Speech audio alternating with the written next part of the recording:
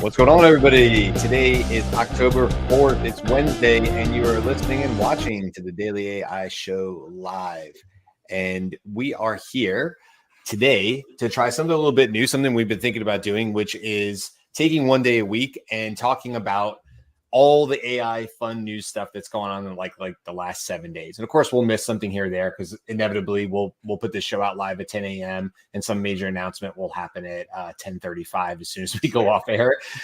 So we'll do our best to try to catch up on that in the following show. So we've all sort of collectively gone in our Slack channel and kind of put out different topics that we wanted to bring up. And it's pretty diverse, actually. It's not just three things. So want to make sure everybody has an opportunity to kind of bring up the things that caught their ear, caught their eye in the last week. Does anybody want to kick things off with their first one? And so there's some overlap here. Yeah, I'll jump in. So this one is interesting. The Rewind pendant, which was announced. Now, I was actually familiar with the software in the past. So if you go to rewind.ai, it's basically an AI meeting note taker that's more than a bot. And at the time I looked at it and I thought, that's pretty cool. And then I realized Mac only, and I don't own a Mac. In fact, I don't even have a real Apple in the house, the eating guy. So I just kind of forgot about it. Anyway, the guys started talking about the Rewind pendant. I vaguely recall seeing something about it online yesterday or today. I went, oh, okay, I better go look this up. And I might just share my screen if you want, since you want us to show a few things.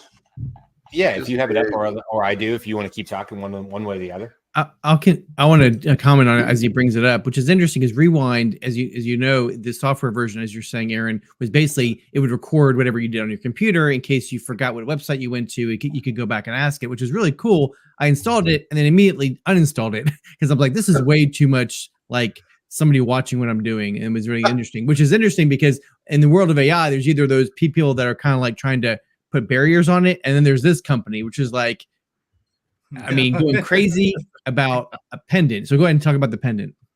Okay. So this is what it's supposed to look like. They're taking pre-orders at the moment for $59, and I'm assuming that's US $59, which is not bad. They haven't confirmed a price yet, but they think it could be around the 59 or less. So if it's less than 59, you'll get a refund. Now, initially, my first thought was it's a wearable pendant. It captures what you say and what you hear in the real world, and then it transcribes, encrypts, and stores it entirely on your phone. My first initial thought for that was, I'll give that a miss. And then I scrolled down the page and I watched the video. It was a little bit boring, but I got to use cases and I saw number one. I went, holy, what? That's me. I don't have the world's best memory at times, and my partner Michelle and I have had many discussions about me going out to buy something that she wants and forgetting about it. And I thought, that's perfect. And I record a lot of meetings that I'm involved in anyway, so I can go back and reference them, because I've had occasions in the past where I've forgotten something important. But the problem with recording, I mean, I've got an app on my phone to do voice recording, but then you got to go and listen to it. And what I like about this is that it does the transcription on the fly as well. So like I was just telling Jimmy before we came online, I said, if this comes out, when this comes out, I'm almost guaranteed I'm going to buy myself one of these for a variety of reasons. But I also think this would be a really cool product for people dealing with memory loss issues like, Alzheimer's and that kind of stuff. Now, if they're cognitively not able to interact with a computer or a phone or something, it's not going to be great. But if they just forget things, then I think this could be a really powerful tool for that. But for me, I love this. I think this is a really cool idea, and I'm excited about the fact that it's also going to be pretty cheap as well. So, definitely worth having. It's on my to buy list for sure. Yeah, I would say my quick thought on this is like not an always. I'm pretty sure in my life I don't need it remembering everything I said or got wrong to my wife. So we won't turn it on for that. I don't see how that positively impacts my life. But I can think do of see times it where that as- might help you win an argument, so that's not a bad thing. So, Well, it's like I don't know if Aaron, you probably don't have him in or maybe Carl, but there's American football commercials right now, and it's like for insurance or something, and like the father and son or the husband and wife, and they throw the flag, and they're like, "Oh, really? Yeah. You're going to throw the flag?" And then the referees come in with a replay, and it replays what happened, so it can prove one of them right or wrong. So that's what this reminds me of. Anyway, real quick, because I know we have lots to go on. I don't want to get stuck on any one topic. Is I would say I could see me throwing the pendant on while I'm sitting here at the computer. I do have lots of conversations throughout the day, and it would be nice if there was a very hands-off, always running transcription where I could just maybe, I don't know if it works like a pen or click it on, click it off type thing. And I could see the transcription. That works with Otter and all that stuff. But like, as we've proven, that's not as easy as it always seems. So just having that done and not having to log into Zoom and log into all that, whether it would pick up though what's coming out of the speakers and transcribe that just as well, I think that would be. And I'm curious if, Otter people know they're being recorded, but you have one of these things, they're kind of secretly recording them, which is kind of interesting. Yeah. And I want to piggyback. I'm not sure if nobody had mentioned this, so I'm going to go ahead and say it. Humane.ai also released a wearable that's a little bit different. It records video, but also has a projector, so you can put your hand down. And it's mounted here to your shirt, and you actually can give you text readouts that projects onto your hand. Which is so. I guess they're kind of competing, and then the third one is, of course, is the Meta glasses. So it's like Meta is going to be doing this in a lot better way, in my opinion, because it's going to have video and audio. So like, who's going to buy who is what I want to know. Like, I feel like these startups, they're great creating this tech. Either they're going to buy them and then shut them down, like Meta, and so they don't have a competitor, or they might integrate it into their IP. I don't know. So just one more use case that I'm thinking of. I was primary caretaker for my mother during her Alzheimer's journey. And there were times at the, I don't know, last 3 years where she couldn't tell me what the doctor had said, right? Or she couldn't explain something that had happened, right? She's trying to get me to understand something and I have no idea. That would have been really useful. So Aaron, for people who are undergoing a medical situation in which they're not going to be necessarily able to communicate what the doctor has said or what's happened, that could be helpful. I do think that all of these are going to be a quantity problem, right? Is there an easy way to get through a ton of information that you don't want to get to that piece of information that you do? But Good point. I agree. It's interesting. The wearables, the wearables market is only going to expand and grow, and AI is just going to get more integrated. Who knows? Maybe this same technology will just be embedded into a Apple Watch. I'm surprised it's not in your phone already, to be honest. Yeah, I mean, it is through apps and stuff, right? So it'll be interesting to see if, Apple just further explores this with things like what they're already doing with their Apple Health and how that integrates with the watch, and whether there's some of these type features. To your point, Beth, I know when I watched my wife's grandmother go through, the Alzheimer's journey and stuff like that, the early signs were like she just kept feeling like people were stealing from her because she was misplacing things and couldn't remember. But to her, it was very real that she had placed it wherever she had placed it. And so I can see it help in those early stages in that transition of helping somebody who kind of maybe knows that they're not remembering everything, and it's scary to have that backup recorder that's like, hey, I got you, like, I don't know, maybe that her grandmother could have said, I'm placing the keys on the desk. And then that would have been transcribed, and that could have been helpful. So I don't know.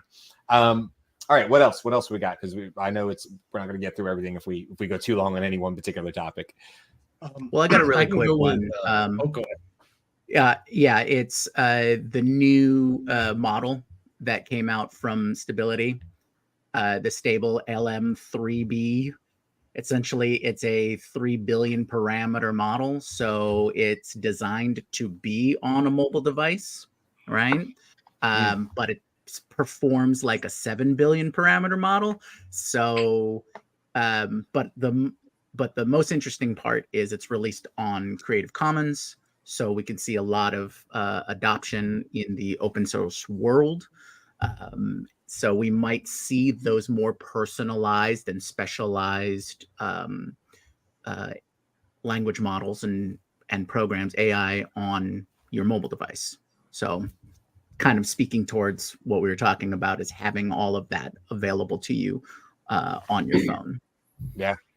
Yeah, it kind of reminds me of what Zuck was saying on the Lex Friedman podcast about like, yep, okay, right now it takes a scan and it's a multi-hour process. Eventually, we hope that you can just use your phone and you know, solve that same problem, you know? So I think as all of this technology typically does, it scales back down to the wearables, the phones, the things, the eyeglasses now, these type of things that it'll just be embedded in there. Really, that stuff's kind of really exciting. I think that's the new wave. I think a lot of them, the smart people in this space, not us, the real smart people, like the ones that are pushing the narrative, they're saying stuff like, "We're not that smart." Come on, Yes, no. and they're saying stuff like the second wave. Like this is the first wave. We're about to be. It started with GPT, and this is what Ethan Mollick said, and it's gonna end with like the launch of Gemini, which is multimodal. And so I think the next wave, possibly after that, maybe it's in the second wave, is this whole concept that we're kind of skirting around, is all of this stuff is going to be on one platform, one device, one hardware device. That might be a few years out, obviously, but all this tech, there might be a Google version of it, there might be an Apple version of it, but I think that's the way everything's going. Not to get on a tangent, but all this new tech we're talking about is starting to give light bulbs off to me.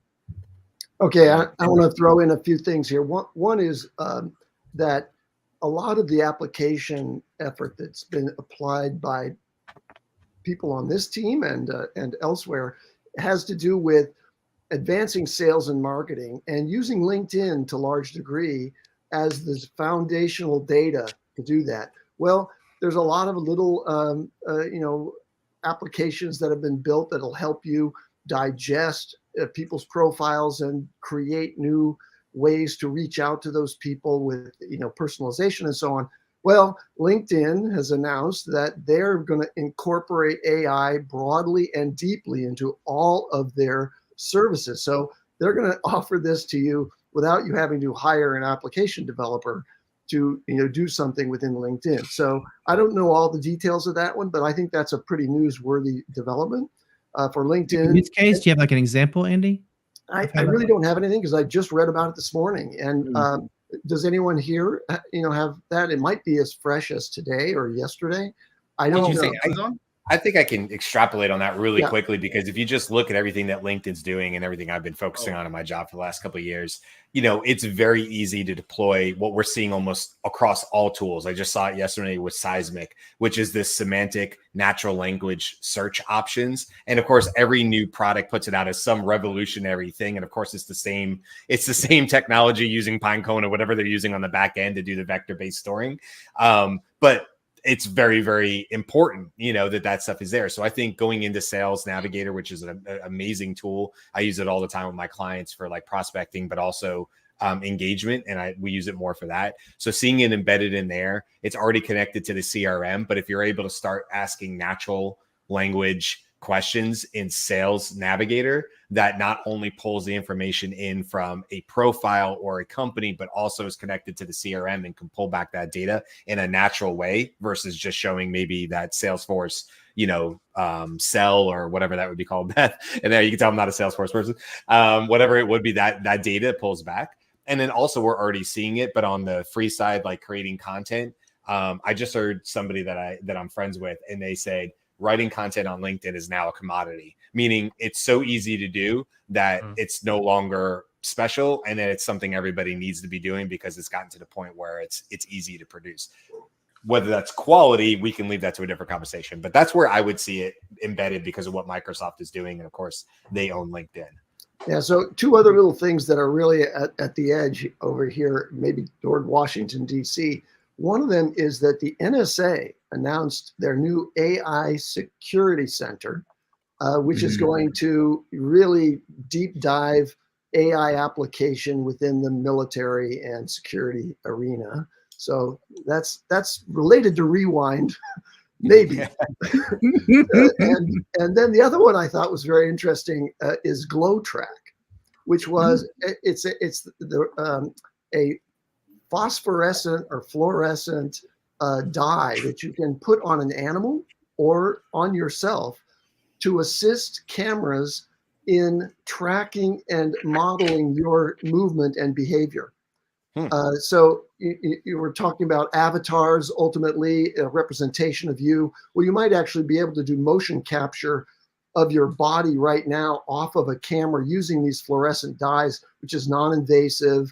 You don't have to glue stickers onto you at various points. So you can literally paint this on yourself, and then the camera can capture that and then represent you as an avatar in space. So I thought that was an interesting technical advancement that scientists at the Salk Institute developed, this fluorescent dye glow track, it's called.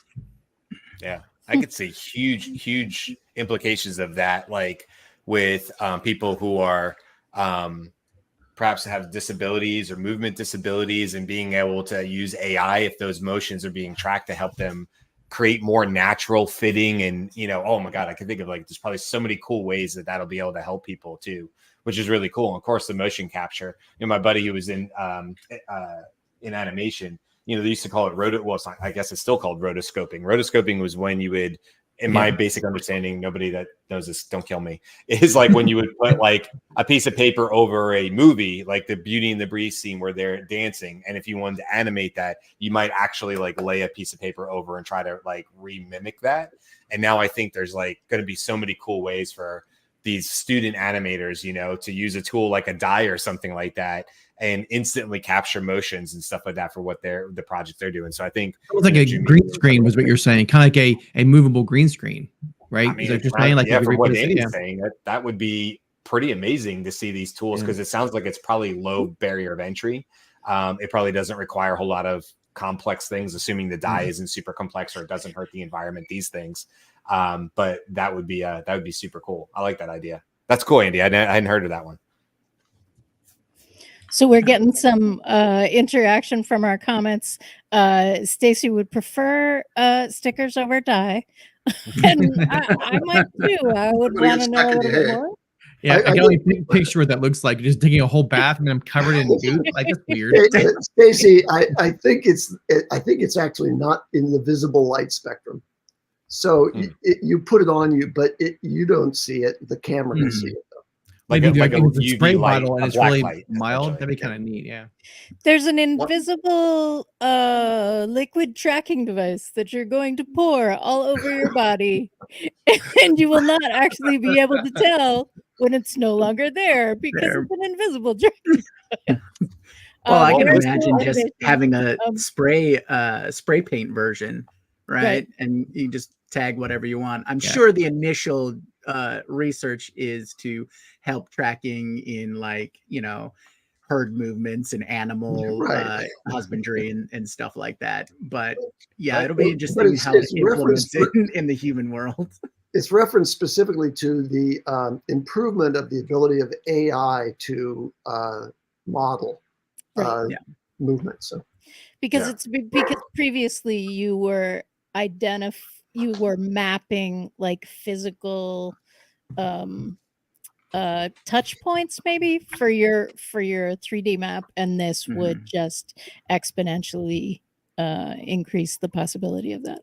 Well, how fuzzy Zoom is no mocap type technologies too, because there's basically like using multiple cameras to get you at different angles as opposed to having all of the micro points or tracking points. So I'm wondering how you would adopt, or could you use both of that technology to get you some sort of hybrid model out of it?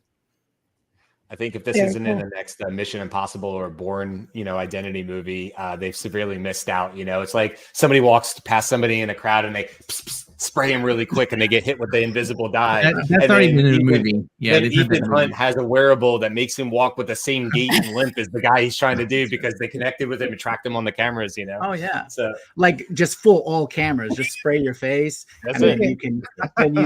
For any camera that's recording you, you just put in the face of whoever you're trying to impersonate. Yeah. And by the way, Stacey, go down the topic in hand. Come on.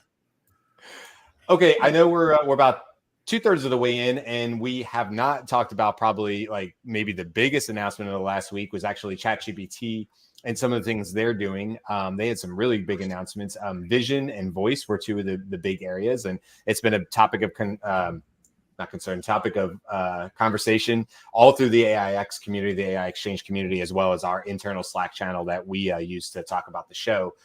Some of us have some parts of it, some of it don't. I only have ChatGPT voice, and it's on my mobile app, although I think, Beth, you told me it's not even available on desktop anyway, but it's on my mobile app. It's really, really cool. We've talked about Pi before, and I will tell you what, last Friday, I had a 30-minute conversation using ChatGPT voice, and it blew me away. And I was like, dang, I really like Pi, and I already think this is better. It was really, really impressive. I did a 30-minute brainstorming session walking around my house, which was cool, not to be chained to a computer or sitting down anywhere. And I was just wandering around my house. My wife thought I was talking to my dad downstairs. She's like, who are you talking to? And I was like, you know, My friend. you don't need to know her name. You don't need to know her name. It doesn't matter. All that matters is she's helping me. No, I brainstormed around, walking around the house or whatever, and I was so fun to be able to just go, no, okay. I would get an answer back, and then I'd say, no, I see what you're saying there, but that's not exactly what I was talking about. Let me give you some examples of the kind of answers and I was just riffing off the top of it. And immediately it was so nice for it to come back and go, I see what you're saying there. You weren't looking for this, you were looking for that. Do you want me to go give you a couple examples of that? I'm like, yeah, give me one example so I can see if you're on the same page as me. One example. Hey, this is really great. Can I get 5 more in that area? And let's start expanding down this role. I mean, as fast as I'm talking right now is as fast as I was talking to GPT voice, and it was flawless. Were her responses,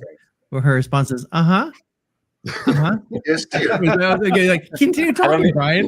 I don't need a GPT in my house for that. That already happened. Both for my daughter and my wife. He's talking about AI again. Just I have to just say, let him I go. have voice as well, but I haven't used it like that, Brian. I need to start playing with it. So, please do. When you I'd first love to hear mentioned what it, you guys I went, think. I've only really just poked it for 10 seconds. I think I'm missing out on it. So, definitely want to dig into that, but excited to see Vision when it comes.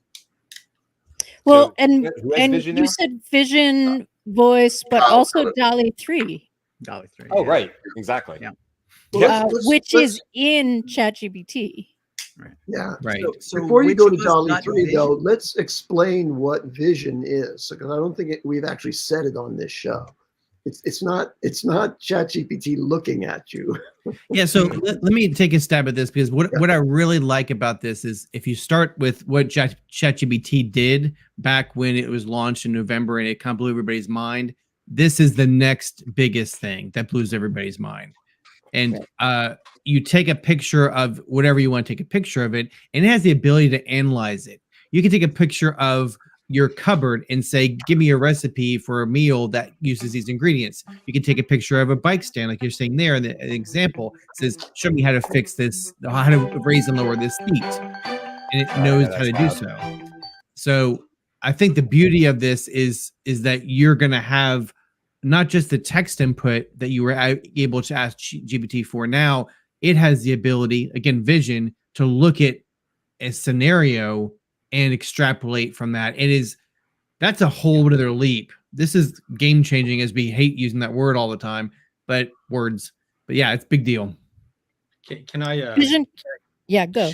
show you like an example of that? Like I started Yeah, actually please. implementing this in business yesterday or a couple of days ago when I got it. And so essentially what I've been doing is starting to upload I think somebody needs to put it on. I got Oh, you. yeah. Okay, cool. So for example, just GA4 straight up, like and then I asked it a bunch of stuff, and then it's analyzed not only what are the 10 insights, but now it's like 10 actions. And then I started feeding it like more complex, like graphs, things that if you try to put it into advanced data analytics, you have to do a lot of prompting to get it to understand that stuff. It just like it picked it all out. So I feel this is the complement to like if you're doing data analysis and actually looking at like business analytics, this is the complement to Ada. If you can use both of these things at the same time, Mhm. it's amazing. Like feed it Salesforce data, feed it, HubSpot data, whatever kind of, even Tableau or Power BI, the things that I can review versus trying to upload that into Ada is, to me is too, just from a business sense, that is to me the real game changer. And just to be quickly to answer Stacy's question, this is available in a rollout. So like some of us on this show have it, some don't. I had DALL-E first, and then Vision came second, and some others had the opposite. So it's just a weird. I don't know how they're deciding different regions. Like some of us are in Canada, some of us are in Perth, Australia. I don't know what's going on, but that's to answer your question, Stacey. You might not have it yet, and sometimes it just rolls out on the app first. Sometimes it rolls out on the. There's really no rhyme or reason. Robert, are you saying you have 2 of the 3 flavors? Yes, I have Vision and I have DALL-E 3. I don't have voice. Okay. I'm officially jealous. Andy, do you have any flavor? That means Robert's ahead in the race. I and just we're all checked. trying to catch up. I just checked. I've got a can you see that? I've got I just got it. I just got All right. it today. Vision. Cool. I can put It's up listening I to can our take a show, photo, and it's just send it to you. Yes. I can upload an image, or I can upload a file.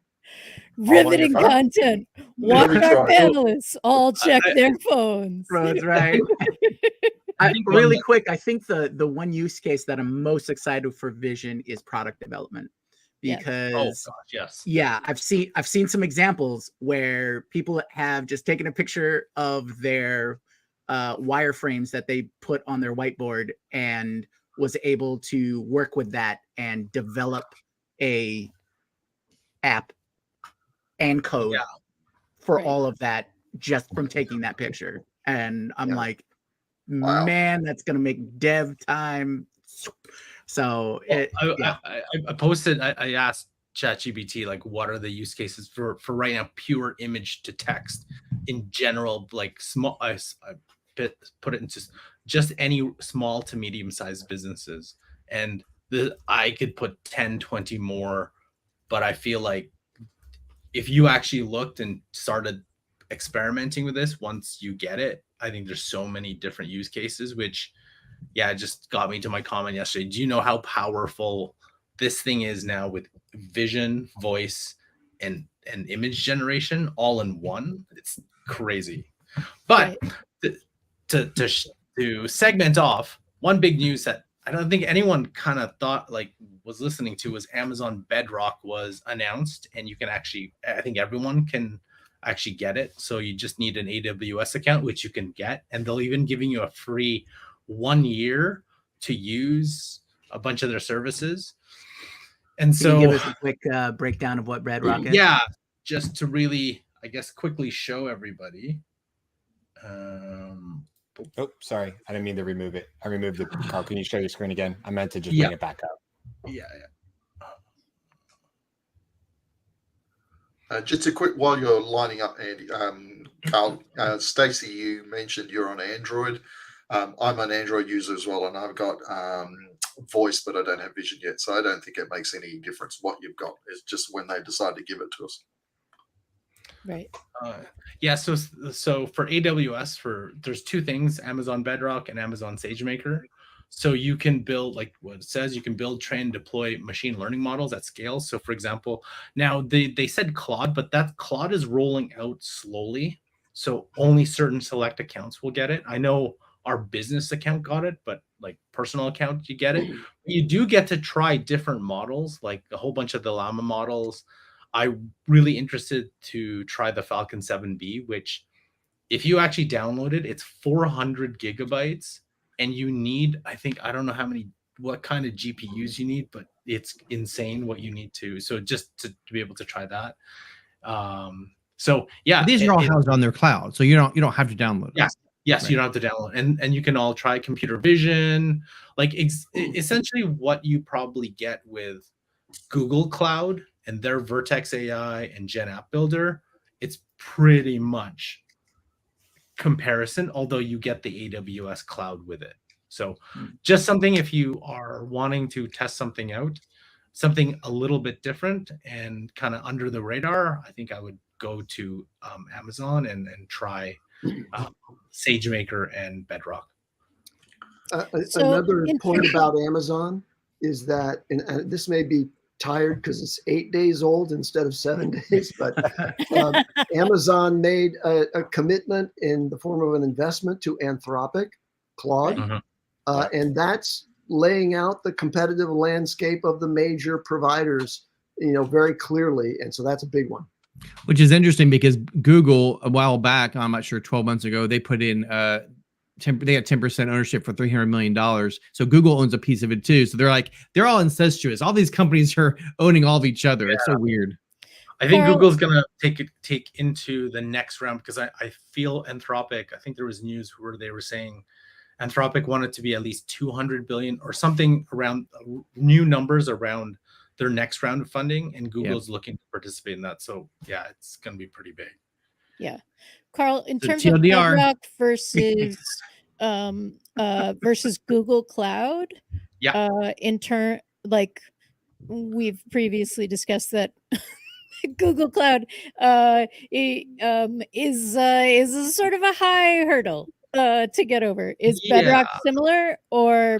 Well, I feel like Bedrock's a little bit behind in terms of Google Cloud because Google has a lot of it's actually deployable and they're not still rolling out certain features like you can with Amazon Bedrock. I know we are in a process to build, like we have a project to build a chatbot for the company for Confluence in Amazon as like an experiment. So we get a lot of people to try to build on it, but it's brand like talking to the Amazon solution architects, like they're still giving us, hey, this is what Lambda is, this is what Amazon Cloud is, this is what you can do. And it's like, it's very, I don't know if it's basic, but there's just like they're laying the groundwork while Google is definitely, going to the next level, which I think we missed, but I know we're getting around a little late, is Google Gemini, which apparently is supposed to be launched anytime soon now, which is apparently 20 times more powerful than GPT-4. So that's a pretty big thing to look at. And build multimodal from day one.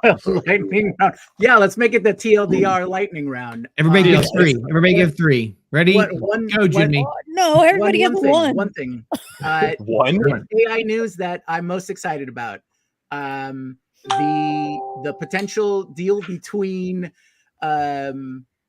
OpenAI and Johnny Ive to develop a hardware AI device. That's what I'm most interested in right now. Speaking to what Robert was saying early on about it all coming to everybody having a wearable device that has your personal AI. That's what I want to see. Go. Okay, mine is Bard Memory. It's pretty much just like custom instructions, except it seems like you can grab it in mid conversation as opposed to having to come up with it and then set it. And that, like, the fact that it can be within the stream of thought or the flow, I think is a use case that makes sense for a lot of users.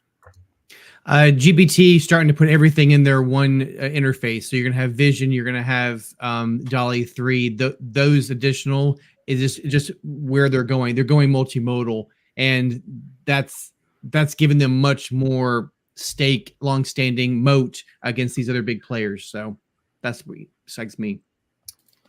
One thing that I don't think we mentioned, but was related to what Junmi was talking about, is the release of Stable Diffusion 2. I'm already talked about Rewind, so I'll just reiterate that. And also, I'm really looking forward to getting DALL-E 3 in ChatGPT. I think that's going to be pretty cool. Yeah, DALL-E 3 was going to be mine. I'm just bringing this up as a use case. My brother literally texted me this morning. My older brother's like 2.5 years older. And he's like, man, I know I'm getting old. I'm getting more like dad because I'm screaming through the door right now to tell his teenage son to get done with the shower. And his teenage son, with my nephew, was yelling back like, I'm waiting for the water to get warm. And my brother's yelling back through the door, it's been warm for 10 minutes. And I was laughing at my brother. He was laughing at himself. What I loved about it, though, is I created this cartoon in like 30 seconds and sent it back to him just as a laugh. Mhm. But like, that's just between me and my brother, and it made him laugh. And I was like, check this out. I just created this in DALL-E 3 really quick. But my point to it is, number one, it's pretty good and it's pretty funny. But the reason I actually bring it up is because I think the ability, more and more so with these tools, to be able to go to a prospect or somebody in the sales and be like, oh, this just happened in this conversation, and such client would get a kick out of seeing this, and it could be really tailored and all that. To be able to come up with this stuff in like a DALL-E 3 inside ChatGPT's interface, I think is going to be crazy. So that's mine. You got anything Is that new, it? Is Carl? everybody gone? Oh, real quick, Stacy. Yes, we did talk about Rewind. It was the first part of the show Rewind. today. To the beginning of the show. Yeah. And then you'll hear us talk about Rewind. I see what you did there. Rewind. This is your rewind. All right. For those old enough to know what rewinding is. What do you mean? I just go backwards? Be kind, Backwards on the rewind. All right. I think, did we miss anybody? Did everybody get their one in? We're all good. Yep. Okay. Fantastic. Well, hey, you know what? For a new format and lots to talk about, and even some great comments from the audience. So thank you guys so much for your comments and engagement there. I don't think we did too bad, but only 6 minutes over. We'll get better at it. We'll get more streamlined next and week. for our audience, please send us messages. What do you think of our show? Any suggestions or ideas or comments or praise? We'd love to get some of that so we could tweak our show. So thank you, Stacy, and thank you, John. Yep, absolutely. All right, that's it for today. We'll be back tomorrow on Friday with 2 more topics that you can't wait to talk about in AI, or at least we can't wait. And we will see you guys then. Until next time, see ya. Ciao.